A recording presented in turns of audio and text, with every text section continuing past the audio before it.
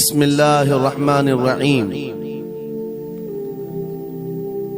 ان اولیاؤہ الا المتقون صدق اللہ مولانا العظیم۔ بارگاہ رسالت معاب صلی اللہ تعالی علیہ وسلم میں ایک بار درود پاک کا ہدیہ پیش کریں۔ اللہم صلی علی سیدنا و مولانا محمد معدن الجود والکرم وآلہ واصحابہ الکرام وابنہ الکریم وبارک وسلم صلاة دائمتا سرمدا ابدا۔ برکت کے لیے میں عرض کرتا ہوں غوث اعظم بمن بے سر و ساما مدد، قبلہ دین مدد، کعبہ ایمان مدد۔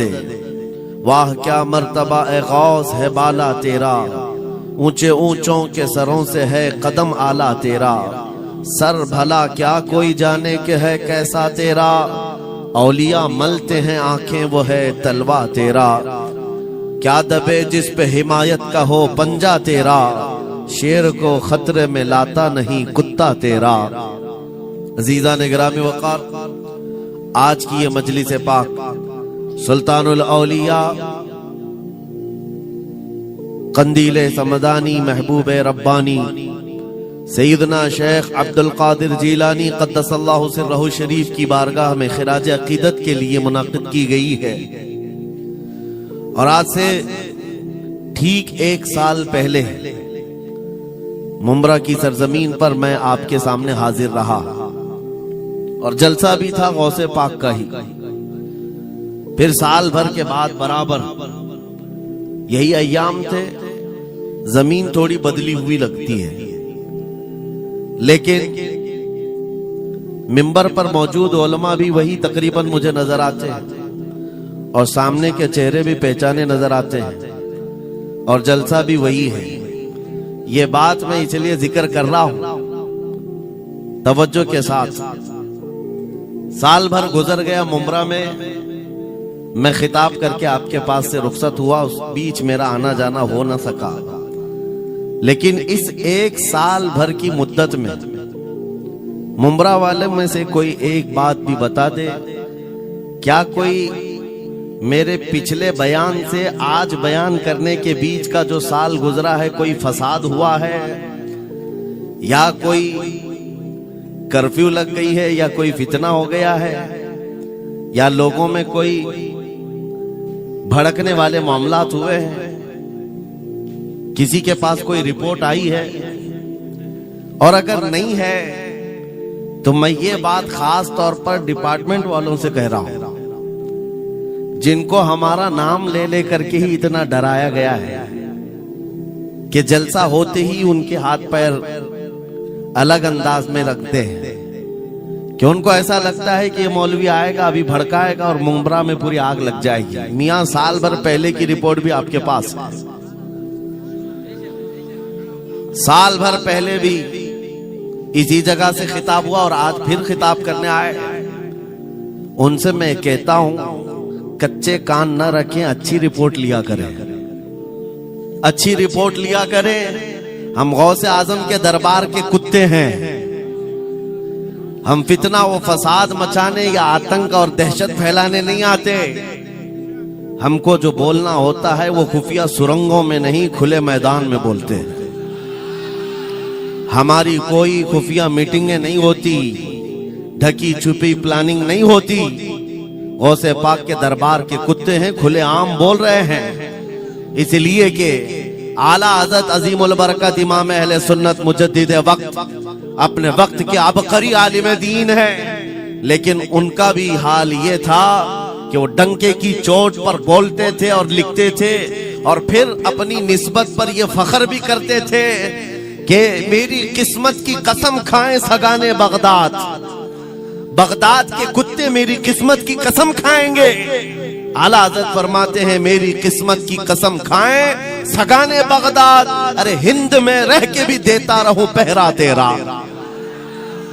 ہم ہندوستان میں ہیں، غوث اعظم کے دربار کا پہرا دے رہے ہیں، لیکن صاحب کسی کو تکلیف ہے تو میں ان کو ایک بات بتا دوں، تھوڑی بہت آواز ہماری اونچی ہوتی ہے، اس لیے کہ جس دربان کے ہم کتے ہیں اس طرف اگر کوئی انگلی اٹھائے گا بھونکے کے نہیں پھاڑ کھانے کی بھی طاقت رکھتے ہیں۔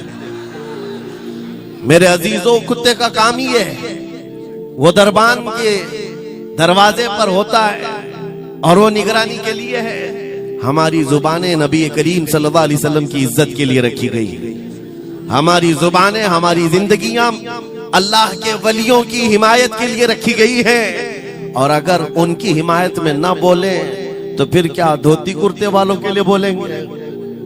بات صرف اتنی ہے کہ اسٹیج ادھر بھی لگتے ہیں ادھر بھی لگتے ہیں. آپ چاپلوسی کسی اور کی کرتے ہیں اور ہم تعریف کسی اور کی کرتے ہیں. آپ مال کے پیچھے بھاگتے ہیں اور پھر آپ موجودہ حکومت جو بھی موجود ہے اس کے سکوں پر اور ان کے عہدے پر اور ان کے منصب پر دیکھ کر کے آپ بات کرتے ہیں.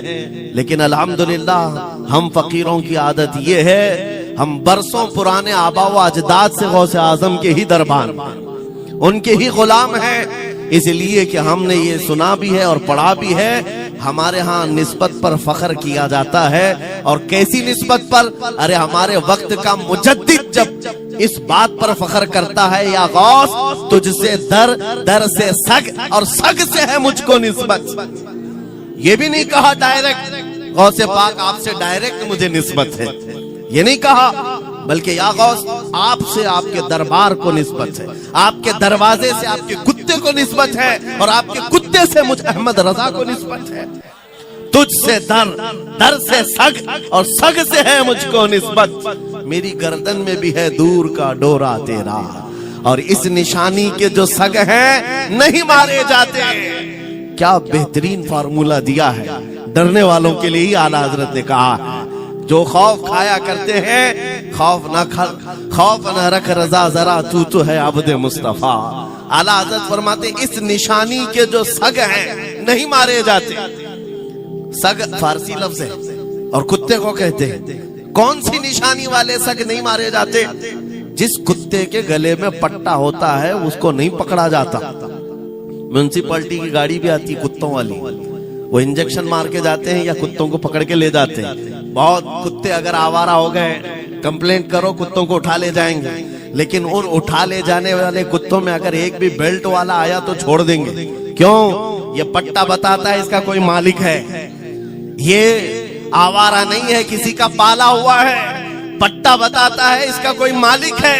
اور اعلیٰ حضرت فرماتے ہیں ہمارے گلے میں قادری پٹا پڑا ہوا ہے، اور اس نشانی کے جو سگ ہیں نہیں مارے جاتے. حشر تک میرے گلے میں رہے قادری پٹا تیرا.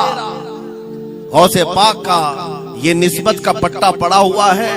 یہ الحمدللہ ہمیں بہت ساری چیزوں سے محفوظ رکھتا ہے. ہمیں ظاہر سی بات ہے آج اسی بات پر فخر بھی ہے. لوگ مولانا صاحب کہہ رہے ہیں حق بات کہنا اس زمانے میں نہیں، ہر زمانے میں دشوار رہا ہے، ہر زمانے میں دشوار رہا ہے. لیکن اے نوجوانوں، اگر تمہیں اپنی نسبت پر یقین ہے کہ میرا پیر غوث اعظم جیسا ہے، میری نسبت مصطفیٰ کریم صلی اللہ علیہ وسلم سے ہے، تو پھر خوف کس بات کا، ڈر کس بات کا؟ اسی لیے ہم ڈنکے کی چوٹ پر بولتے ہیں کیوں دبیں، جس پہ حمایت کا ہو پنجہ تیرا، شیر کو خطرے میں لاتا نہیں کتا تیرا. عزیزان گرامی وقار، آج سلطان الاولیاء غوث الاعظم کی بارگاہ میں ہم خراج عقیدت پیش کرنے آئے. جو باتیں میں عرض کر رہا ہوں وہ غور سے سنیں. کرامات یہ اولیاء اکرام کی زندگی کا حصہ ہے، اللہ کی طرف سے انہیں دیا گیا. کرامت کیا ہے؟ ایسا محیر العقول کام، عقل کو حیرت میں ڈال دینے والا کام جو عام انسان نہیں کر سکتا، عام انسان کی عقل میں نہ آئے. اللہ کے ولی سے صادر ہونے والا ایسا کوئی کام، اس کو کرامت کہتے ہیں. لیکن کرامت اولیاء کرام کی ولایت کو ثابت کرنے کے لیے ضروری نہیں. اولیاء کرام کی ولایت کو ثابت کرنے کے لیے کرامت نہیں دکھائی جاتی، شریعت پر استقامت یہ ولایت کی علامت ہے. اگر وہ مضبوطی کے ساتھ ہر زمانے میں اپنے دین پر جمع ہوا ہے، وہ اللہ کا ولی ہے، وہ اللہ کا ولی ہے. آج بھی ہماری قوم اولیاء کو ڈھونڈنے پر لگی ہوئی ہے. سنو، اللہ کا ولی ڈھونڈنا چاہتے ہو تو ڈھونڈنے کے لیے نکلتے ہیں اور پیچھے پڑ جاتے ہیں، دیکھتے ہیں یہ ٹھوکر مار کر کے سونے کا سکہ نکال سکتا ہے کہ نہیں نکال سکتا ہے. اولیاء کو انہی باتوں پر آج بھی لوگ پرکھتے ہیں، سوچتے ہیں کہ ابھی بابا آسمان پر اڑیں گے تو میں سمجھ لوں گا اللہ کے ولی ہیں. پانی پہ چل کے دکھائیں گے تو میں سمجھ لوں گا اللہ کے ولی ہیں. میں یہیں بیٹھا ہوں, اچانک میرے پاس پیسوں کا تھیلا کھول کے دے دیں, اللہ کے ولی ہوں گے. یعنی تم ایک جگہ بیٹھے رہو, حلوہ کھلانے والے بابا جس کو تم سمجھو گے اللہ کا ولی ہے. میرے عزیزو, یہ جو چیزیں تم سمجھ بیٹھے ہو اللہ کے ولی کے لیے, یہ ضروری نہیں, بلکہ یہ دیکھو کہ وہ نبی پاک کی شریعت پر کتنا قائم ہے, میرے نبی کے راستے پر کتنی مضبوطی سے جمع ہوا ہے. میں آپ کو پوچھتا ہوں, سید الشہداء امام علی مقام امام حسین اعظم سے بڑھ کر اللہ کا ولی کون؟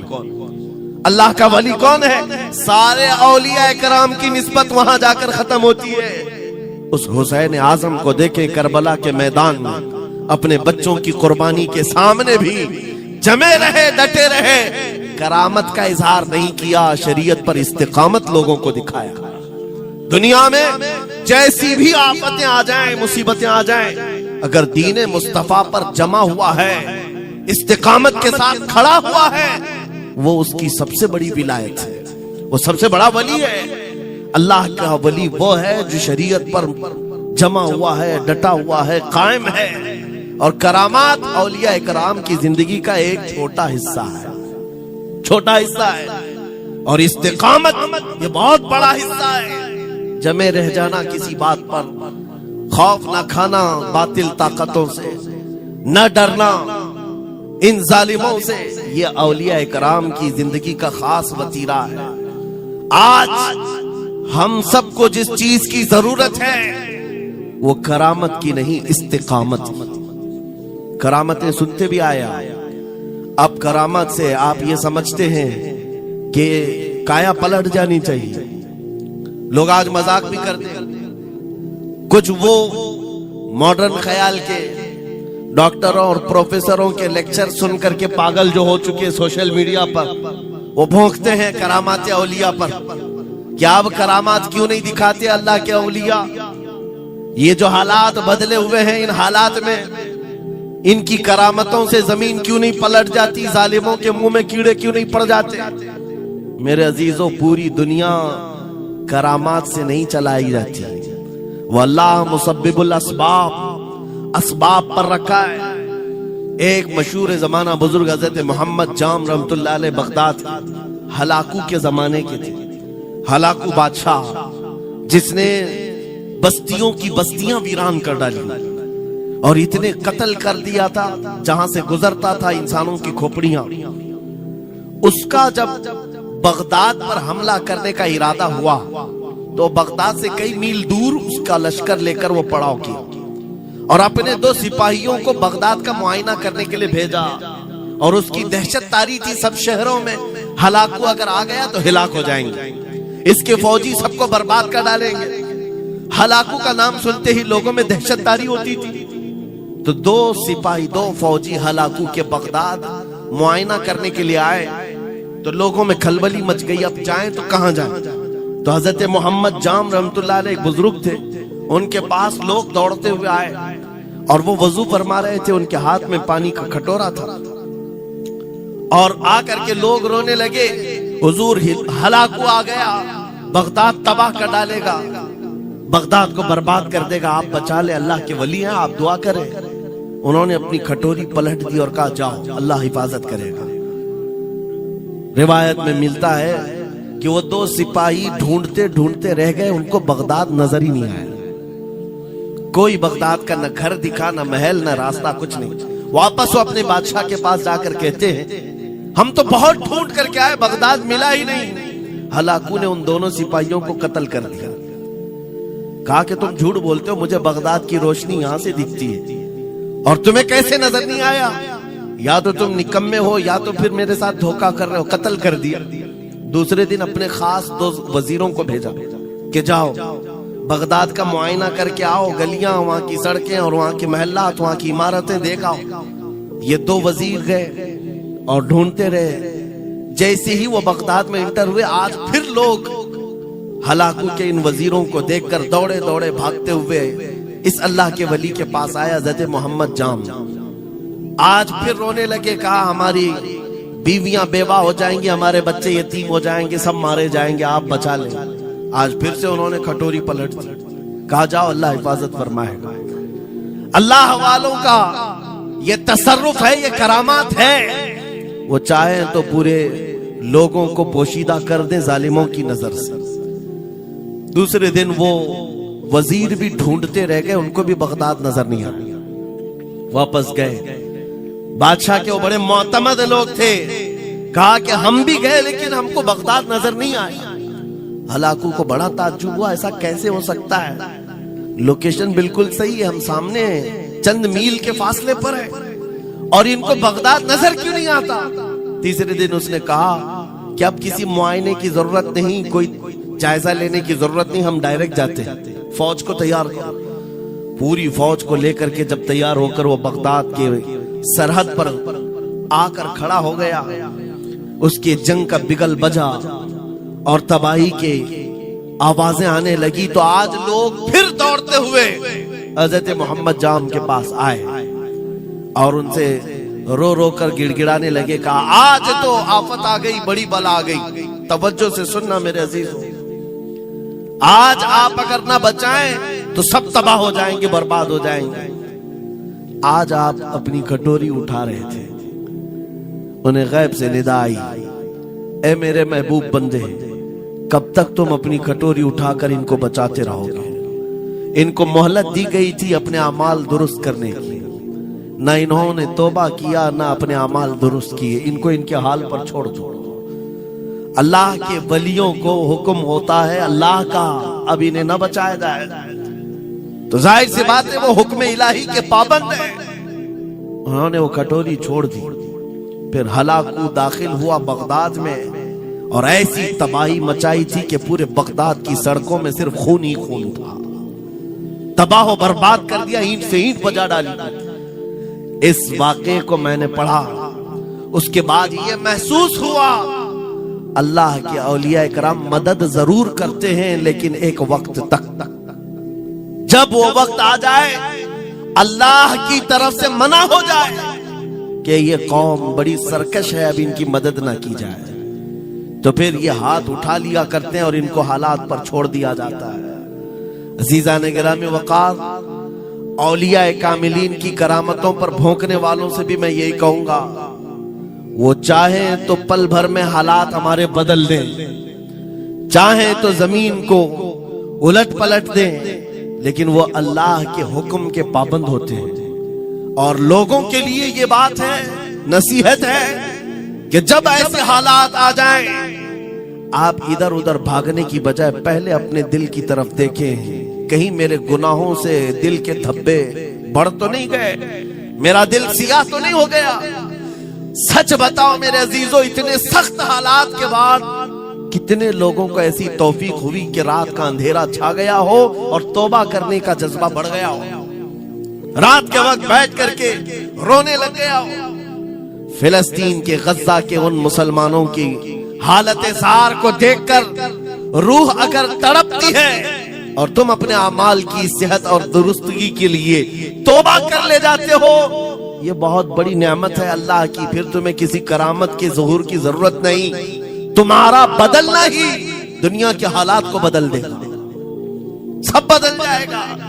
لیکن اگر انہی حالات پر باقی رہے تو پھر کرامت سے بھی تم نہیں بدلو گے اور نہ حالات بدلیں گے، کوئی چیز نہیں بدلے گی۔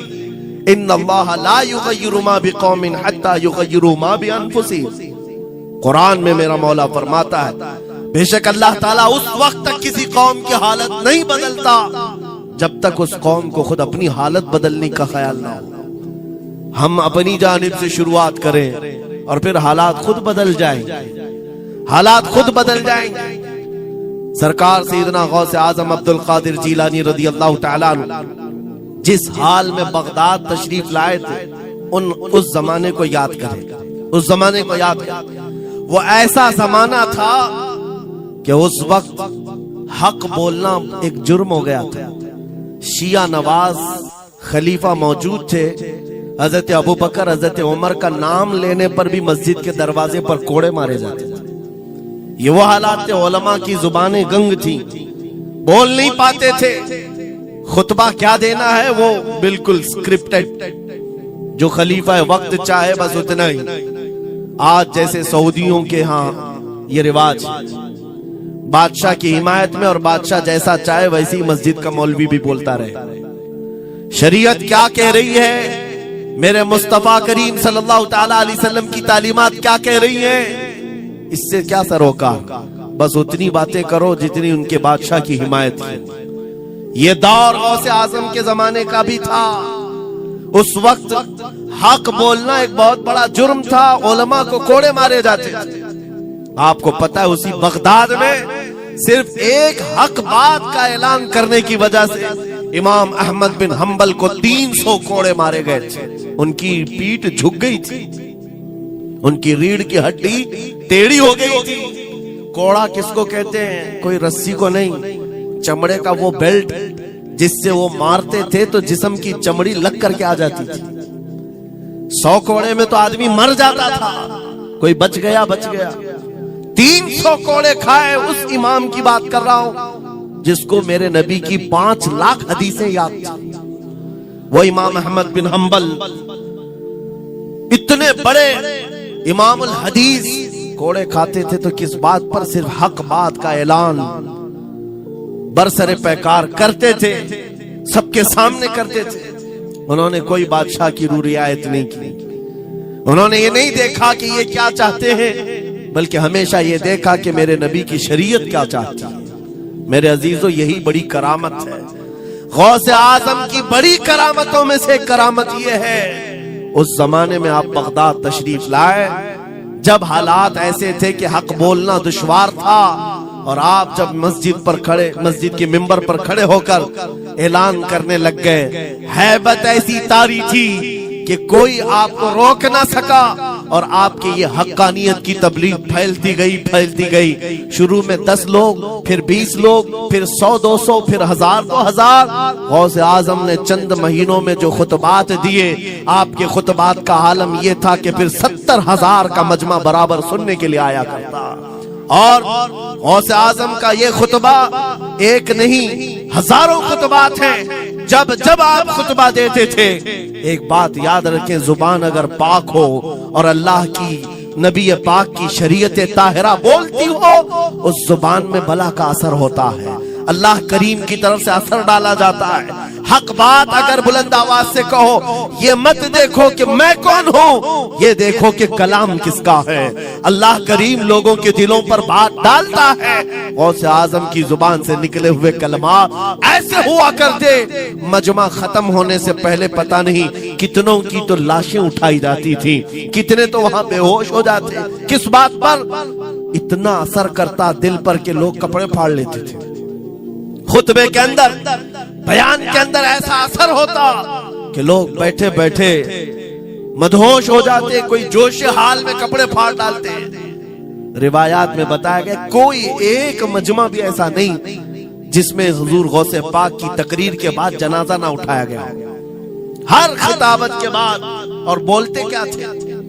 حیرت کی بات ہے میرے عزیزوں، آج بعض لوگ یہ کہتے ہیں، ہم بھی بہت ساری چیزیں بیان کر رہے ہیں، میں اپنے لیے بھی نصیحت اور سارے علماء کے لیے بھی کہتا ہوں، لوگوں کے پلے نہیں پڑتی، لوگوں کے کانوں میں نہیں جاتی۔ یہ جمعہ میں آتے ہیں، سوتے رہتے ہیں، جب امام کھڑا ہوتا ہے نماز کے لیے تو یہ جھٹکا لے کر کے کھڑے ہوتے ہیں، بیان یوں ہی چلا جاتا ہے۔ میرے عزیزوں، 2 چیزوں کی پابندی ضروری ہے۔ میں نے پڑھا تھا امام احمد بن حنبل نہیں، حضرت سفیان ثوری رضی اللہ تعالیٰ عنہ، حضرت سفیان ثوری نصیحت کر رہے تھے، اور جب وہ نصیحت کرتے تو لوگ رو پڑتے تھے، آخرت کو یاد کرتے، قبر کی ہولناکیوں کا تذکرہ کرتے تو لوگ رونے لگتے۔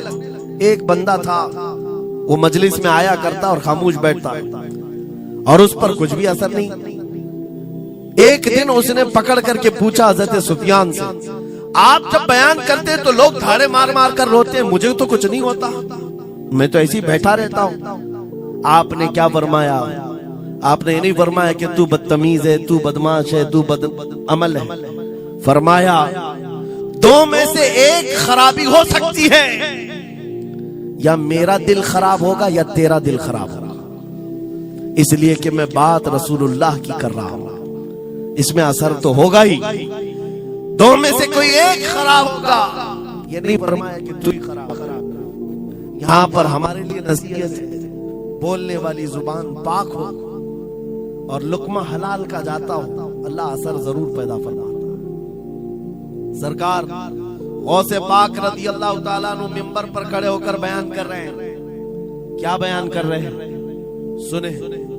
ایک دن آپ حضرت عبدالجبار کو بٹھائے اپنے بیٹے کو، وہ بیان کرتے رہے، اس کے بعد اتر کر کیا کہا، ابا جان آپ جو بیان کرتے ہیں اس میں جو رقت طاری ہوتی ہے وہ میرے بیان میں نہیں ہوتی، آپ بیان کریں۔ غوث پاک ممبر پر کھڑے ہو گئے اور سنو، 70,000 کا مجمع ہے۔ غوث پاک کی تقریر کیا ہے؟ ڈائریکٹ شروع فرماتے غوث پاک، اے لوگوں میرے گھر میں آج ایک بڑا حادثہ ہو گیا۔ اپنے گھر کا واقعہ بیان کر رہے ہیں، میرے گھر میں آج ایک عجیب حادثہ ہو گیا۔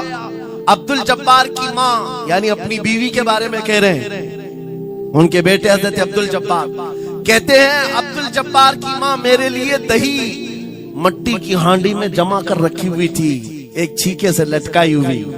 گرمیوں کے دن تھے، آج میری بھی خواہش تھی دہی کھانے کی۔ میں گھر پہنچا دوپہر کے وقت، دہی کی ہانڈی میری بیوی نے اٹھا کر کے دسترخوان پر رکھا تھا۔ میرے پہنچنے سے پہلے ہی ایک بلہ آیا گھر میں اور پاؤں سے جھپٹا مارا، وہ دہی کا مٹکا گر گیا، ٹوٹ گیا اور دہی پورا زمین پر بہہ گیا۔ نہ ماں کھا سکا نہ میری بیوی کھا سکی۔ اتنا بیان کرنا تھا کہ لوگ ٹھاڑے مار کر رونے لگ گئے، کپڑے پھاڑنے لگ گئے، لوگوں کے اندر جوش حال سے کیفیت بدل گئی۔ میرے عزیزوں، کوئی اپنے گھر کا واقعہ بیان کر رہا ہو کہ دہی کی ہانڈی پھٹ گئی، دہی بہہ گیا، اس میں کون سی ایسی بات ہے رونے کی؟ یہ ہمارے اور تمہارے لیے ہو سکتا ہے۔ غوث اعظم کا مجمع بھی اہل دل کا ہوا کرتا تھا، وہ بصیرت والے لوگ بیٹھتے تھے۔ غوث پاک کیا بیان کر رہے تھے؟ غوث پاک کے بیان کا مطلب یہ نہیں ہے کہ ان کی بیوی دہی کی ہانڈی جمائی تھی اور ان کے لیے کھانے کا انتظار کر رہی تھی۔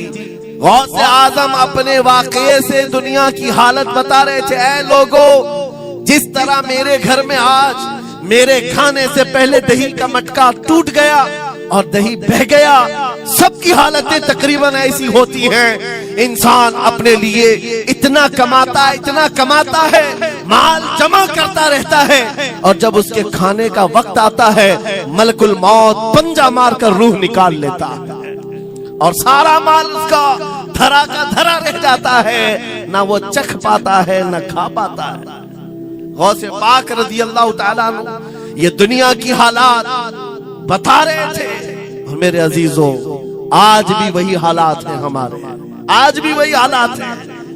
ہم نے کمانے کے لیے اپنی صحت گنوا دی، رات نہیں دیکھا دن نہیں دیکھا، دوڑتے رہے مال حاصل کرنے کے لیے، اتنا جمع کر لوں اتنا جمع کر لوں، اتنا جمع کر لیا جب تک تو صحت بگڑ گئی، شوگر بھی آ گئی، بی پی بھی آ گئی، اور ایسی بیماریاں لگ گئی کہ اب ان کو ٹھیک کرنے کے لیے جتنا جمع کیا تھا خرچہ کرتے رہو۔ شیخ سعدی رحمت اللہ علیہ فرماتے ہیں یہ دو کاموں میں تو انسان کی پوری زندگی ختم ہوتی ہے، پہلے کمانے کے لیے صحت گنواتا ہے اور پھر صحت بچانے کے لیے مال گنواتا ہے۔ یہ دو چیزوں میں غوث پاک رضی اللہ تعالیٰ عنہ کی نصیحت یہی تھی کہ اتنا جمع کر لے جاتے ہو، اتنا جمع کرتے ہو کہ پھر جب کھانے کا وقت آتا ہے تو میاں ایسے حالات ہوتے ہیں کہ نمک بھی نہیں کھا پاتے، شکر بھی نہیں کھا پاتے۔ دوسری باتیں تو چھوڑو، شوگر والے شکر نہیں چکھ پاتے، بی پی والے نمک نہیں چکھ پاتے، ارے یہ بڑی چھوٹی چیزیں ہیں، اور مال دیکھو تو کروڑوں کا ہے، اربوں کا ہے، اربوں کا مال پڑا ہوا ہے، نمک نہیں چکھ پاتے، شکر نہیں کھا پاتے۔ کس کے لیے جمع کیا تھا؟ اور تھوڑی اور بڑی بیماری ہو گئی تو پانی بھی نہیں پی پاتے، ڈائلیسس چل رہا ہے، کڈنی خراب ہے۔ کتنے ایسے لوگ ملتے ہیں آج، کتنے ایسے ہیں جنہوں نے صاف مجھ سے کہا کہ ڈاکٹر نے پورا گن کر کے کہا ہے کہ پورے دن بھر میں جو ہے ایک ڈھکن سے پانی پینا، بوتل کا جو ڈھکن ہوتا ہے اس ڈھکن سے بس بوند بوند چکھتے رہنا، پانی ہی نہ پیو، اس لیے کہ کڈنی کام نہیں کرتی۔ یہ دنیا ہے میرے عزیزوں، ہم نے اپنی صحت گنوا دی، پوری کی پوری صحت گنوا دی اس کو حاصل کرنے کے لیے۔ اسی کو میرے امام اہل سنت فاضل بریلوی نے کہا تھا، شہد دکھائے زہر پلائے، قاتل ڈائن شوہر کچھ، اس مردار پہ کیا للچائے، دنیا دیکھی بھالی۔ لیکن سمجھ میں کسی کو نہیں آتا، اس وقت سمجھ میں آنے لگتا ہے جب جانے کا وقت ہوتا ہے۔ جانے کے وقت حالات ایسے ہوتے ہیں، میں اکثر اپنے ٹور میں دیکھتا ہوں، عمرہ پہ جاتے ہیں، بغداد پہ جاتے ہیں، خوب عائش سے رہتے ہیں، سب کو پتا رہتا ہے پلین میں صرف 30 کلو کا الاؤڈ ہے، لیکن مارکیٹ میں جاتے ہیں تو ان کو کچھ خبر نہیں ہوتی، سب خرید رہے ہوتے ہیں، ہو جائے گا، خرید کر کے لا کر روم میں بھر دیے، اور آج شام میں جانا ہے تو ٹھوس رہے ہیں، اس بیگ میں اس بیگ میں نہیں گھسا، اور اس کے بعد پھر ایئرپورٹ پہنچے تو کبھی اس کو ریکویسٹ کبھی اس کو ریکویسٹ، تھوڑا ہمارا بھی لے لو، تھوڑا ہمارا بھی لے لو، ارے وہاں سب کا چیز ہے، کوئی لینے کو تیار نہیں، پھر خریدا ہوا وہیں چھوڑ کر کے حسرت بھری نگاہ سے دیکھتے جاتے ہیں، کسی کی کھجور چھوٹی ہوئی ہے، کسی کے مسلے چھوٹے ہوئے ہیں، کسی کے کپڑے چھوٹے ہوئے ہیں، ہر بار ہم ایئرپورٹ پہ دیکھتے ہیں، چھوڑ کر کے جا رہے ہوتے ہیں، بڑی حسرت سے دیکھتے ہیں۔ میرے عزیزو، یہ کوئی لطیفہ نہیں، سیم یہی حالات جب دنیا سے جا رہا ہوتا ہے ایک انسان، مرنے سے پہلے اس کی آنکھیں پھٹی رہ جاتی ہیں۔ کیوں کہا گیا ہے مرنے کے وقت سب سے پہلے اس کی آنکھیں بند کر دو؟ کیونکہ وہ اپنا مال دیکھ رہا ہوتا ہے، اپنی اولاد دیکھ رہا ہوتا ہے، اپنا گھر بار دیکھ رہا ہوتا ہے، میں نے اس کو بنایا تھا، اس طرح سے کمایا تھا، اس طرح سے اس کو پالا تھا، یہ سب دیکھتا رہ جاتا ہے، ان میں سے کسی چیز کو اٹھا بھی نہیں پاتا، لے نہیں جا سکتا، یہاں تک کہ ایسی حالت ہوتی ہے خود جا بھی نہیں پاتا، دوسروں کے کندھوں پر سوار ہو کر جانا پڑتا ہے۔ یہ دنیا کی حقیقت، غوث پاک کی تعلیمات اگر پڑھتے رہ جاؤ میرے عزیزو، تصوف کا ایک ایسا قلعہ ہے، غوث پاک کی تعلیمات کافی ہے تمہیں توبہ کرنے کے لیے، دنیا میں دل لگانے کے لیے اور اس سے دل ہٹانے کے لیے غوث پاک کی تعلیمات کافی ہے۔ آپ نے فرمایا تھا دنیا میں ایسے رہو جیسے کشتی سمندر میں چلتی، کشتی سمندر میں چلتی ہے، یعنی پورے بھرے ہوئے موجوں کے پانی پر کشتی چل رہی ہے لیکن اس کا کچھ بگڑتا نہیں ہے۔ ہاں اگر پانی کشتی کے اندر آ گیا تو پھر کشتی کے لیے خطرہ ہے، ڈوب جائے گی۔ تم دنیا میں ایسی رہو کہ تمہارے اندر دنیا نہ آئے، تم دنیا میں ہو تمہارے اندر دنیا نہ آ جائے، اگر تمہارے اندر دنیا گھس گئی تو ڈوب جاؤ، پھر یہاں سے نکل نہیں پاتے۔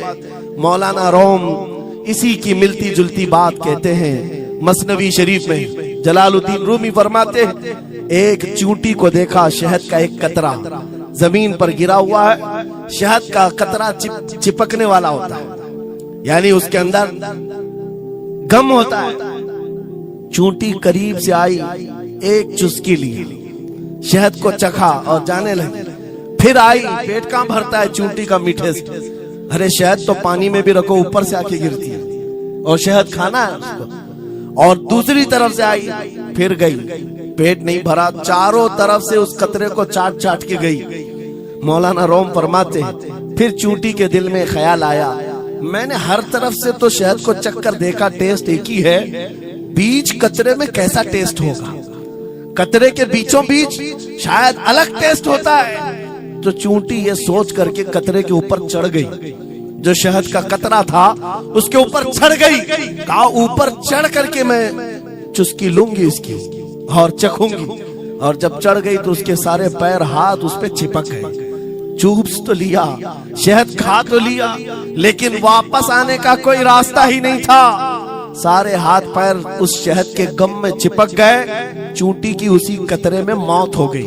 مولانا جلال الدین رومی فرماتے ہیں انسان یہی کرتا ہے، مال کبھی ادھر سے کماتا ہے کبھی ادھر سے کماتا ہے، ہر جگہ سے دیکھتا ہے، سارے ٹیسٹ لے لیتا ہے، بعد میں بڑے بڑے لوگوں کو دیکھتا ہے، ارے نیتا جی تو بڑے بنگلے میں، وہاں کیسا عیش ہوتا ہوگا، کوئی اس ریزورٹ میں ہے وہاں کیسی مستیاں ہوتی ہوں گی، وہاں بھی جا کر دیکھ لوں، یہ وہاں بھی یہاں بھی کرتے کرتے گھس جاتا ہے اور دنیا میں ایسا مصروف ہوتا ہے، اس کی موت آ جاتی ہے، توبہ کی مہلت نہیں مل پاتی، اسی دنیا میں پھنس جاتا ہے۔ میرے عزیزو، غوث اعظم کی تعلیمات یہ ہیں، دنیا میں ایسے رہو جیسے کشتی سمندر میں رہتی ہے، تمہارے اندر پانی نہ آنے پائے، اگر تمہارے اندر آ گیا تو ڈوب جاؤ گے۔ ان تعلیمات پر عمل کرتے ہوئے آج ہم حالات دیکھ سکتے ہیں. جتنی چیزیں انہیں ہمیں بگاڑا ہے آج وہ دنیا کی محبت ہے, وہ دنیا کی محبت ہے. میرے آقا صلی اللہ علیہ وسلم کا ایک فرمان میں سناتا ہوں, ابو داؤد شریف کی حدیث ہے. وہ آج کے زمانے میں اگر میں آپ کے سامنے بیان کروں تو ایسا لگے ہمارے لیے ہی بیان ہوا ہے. رسول کریم صلی اللہ علیہ وسلم فرماتے ہیں یوشک ان تداعى علیکم الامم کما تداعى الاکلۃ الی قصعتها. قریب ایک زمانہ تم پر آئے گا, تم دیکھو گے کہ ساری جماعتیں میری امت پر ٹوٹ پڑیں گی, ایسے ٹوٹ پڑیں گی جیسے بھوکا برتن پہ جھپٹتا ہے.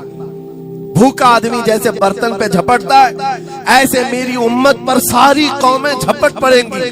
آج وہی تو حالات ہے, آج وہی حالات ہے. سب کا ٹارگٹ ہم ہی ہے, سب کا نشان ہم ہے. صحابہ نے پوچھا اس وقت یومئذ نحن من قلت یا رسول اللہ, اے اللہ کے رسول اس زمانے میں ہماری تعداد کم ہوگی, ایسا کیوں ہوگا کہ سارے لوگ ہم پر جھپٹ پڑیں گے؟ نبی پاک فرماتے ہیں وَلَكِنَّكُمْ كَثِيرُونَ, نہیں تم تو بہت زیادہ ہوں گے اس وقت, غثاءً كَغُثَاءِ السَّيْلِ, لیکن تمہاری حالت سمندر کے جھاگ کی طرح ہوگی. یعنی سمندر کا کف جھاگ جو ہوتا ہے ہواؤں سے اڑ جاتا ہے, تمہاری حالت ایسی ہوگی. تعداد تو بہت ہوگی لیکن چھوٹی چھوٹی چیزوں سے بلبلا کر کے بھاگنے والے لوگ, یہ پیوریٹی نہیں رہ جائے گی. پھر صحابہ نے پوچھا یا رسول اللہ صلی اللہ علیہ وسلم یہ ایسی چیز ہمارے اندر کیوں آئے گی؟ میرے آقا فرماتے ہیں وجہ دو ہی ہوگی. دو چیزیں جب تمہارے دل کے اندر آ جائیں تو اللہ تعالیٰ تمہارے دلوں کے اوپر کافروں کا, دشمنوں کا رعب ڈال دے گا. تم ڈرتے ڈرتے جینے لگ جاؤ گے, خوف کے عالم میں جینے لگ جاؤ گے. وہ دو چیزیں کیا ہیں؟ میرے آقا فرماتے ہیں حب الدنیا و کراہیت الموت, دنیا سے بے انتہا محبت کرنے لگو گے اور موت سے بھاگنے لگو گے. موت سے تمہیں نفرت ہو جائے گی, ڈرنے لگ جاؤ گے. یہ دو چیزیں جب تمہارے اندر آ جائیں تمہارے دلوں پر کافروں کا رعب ڈال دیا جائے گا, دشمنوں کا خوف ڈال دیا جائے گا. کیا یہ دو چیزیں آج ہمارے اندر آ گئی؟ اے نوجوان, دنیا میں ایسے مست ہو گئے, ہر ایک کو اپنی مصلحت ہے. میری دکان کیسے چلے گی, میرا بزنس کیسے چلے گا. مولانا تو تقریر کرتے ہیں, یہ بولتے ہیں ان کو کچھ ہو گیا, ہمارے بچوں کا کیا ہوگا. یہ ساری مصلحتوں کی باتیں میں سن سن کر کے پک گیا ہوں. بہت سارے لوگوں کو تو یہ لگتا ہے ان کے ساتھ مت بیٹھو ورنہ کل کو پکڑ کے لے جائیں گے, تمہارا بھی نام آ جائے گا. بہت سارے اسٹیج پر علماء کے حالات پر ابھی تو چل رہا ہے, جس دن کوئی ٹارگٹ پر آئے ادھر ادھر بیٹھنے سے بھی ڈرنے لگے. ان کے اوپر اتنے کیس ہیں, بازو بیٹھنے والوں کے بھی حالات خراب ہو جائے گی, ہمارا بھی نام نہ آ جائے. میرے عزیزو یہ سب گیدڑ بھپکیاں ہیں, تمہارے ایمان کا امتحان. میں تو یہی کہتا ہوں ہمارے ساتھ کوئی معاملہ نہیں. وہی بات میں کہتا ہوں جو اکبر الہ آبادی نے کہا تھا, رقیبوں نے رپٹ لکھوائی ہے جا جا کے تھانے میں کہ اکبر نام لیتا ہے خدا کا اس زمانے میں. یہی رپورٹ لکھواتے ہیں جا جا کر کے. ہماری بھی جہاں رپورٹ لکھی ہوئی ہوگی بات یہی ہوگی کہ یہ رسول اللہ کا نام لیتا ہے اور ان کے نام پر لوگوں کو بات کرتا ہے, یہی رپورٹ ہوگی. اور اس بارے میں ہم کبھی ڈرتے نہیں. میں آپ کو بتاؤں اتر پردیش میں وہاں کے حالات تو پتہ ہے, بلڈوزر کی حکومت چلتی ہے. لیکن میرے عزیزوں, ایک مولانا صاحب نے کہا آپ کے ساتھ جلسے میں بیٹھ کر میں لبیک لبیک کے نعرے لگا رہا تھا, دوسرے دن مجھے تھانے بلا لیا اور پھر مجھے بہت زیادہ معاملات ہو گئے. کہا کہ مولانا تم ہی نعرے لگا رہے تھے. آپ لوگ نہ ڈریں انشاءاللہ. یہاں پر تو انہوں نے مجھ سے کہا, میں کہا کیا ہوا, پھر کچھ ہوا؟ کہا مجھ سے کہہ رہے تھے کیس ہو جائے گا, حالات بگڑ جائیں گے, خراب ہو جائیں گے. میں نے کہا فخر کرو مولانا اس بات پر, دنیا چوری کر کے تھانے جاتی ہے اور تم نبی کا نام لے کر جا رہے ہو. کون سا مسئلہ ہے؟ بات صرف اتنی ہے میرے عزیزوں، ہم بولتے رہیں گے اس وقت تک جب تک اللہ تبارک و تعالیٰ نے زبان رکھی ہے۔ نبی پاک کی عظمت